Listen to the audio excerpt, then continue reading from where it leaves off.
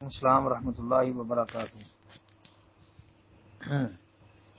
جی محترم بھائی، آپ کا سوال مجدد کے حوالے سے ہے جی کہ 100 سال بعد ایک مجدد پیدا ہوتا ہے جو صحیح معنوں میں دین کی جو ہے وہ تشریح کرتا ہے، توضیح کرتا ہے۔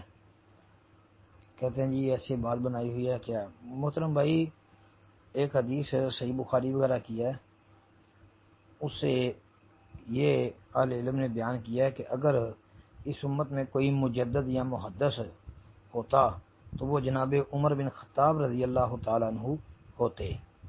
یہ ابو ہریرہ رضی اللہ تعالیٰ عنہ کی بیان کردہ روایت ہے جو صحیح بخاری کے اندر جو ہے 3469 نمبر پر اور 3699 نمبر پر موجود ہے۔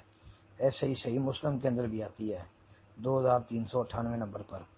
جی تو آپ یہ صحیح بخاری مسلم کو دیکھیں گے تو انشاءاللہ اس کے شارحین نے اس کے اوپر کیا کلام کیا، کیا تبصرہ کیا، کیا گفتگو کی ہے، وہ بھی آپ کے سامنے آئے گی تو انشاءاللہ آپ کو پتہ چلے گا۔ السلام علیکم ورحمۃ اللہ وبرکاتہ۔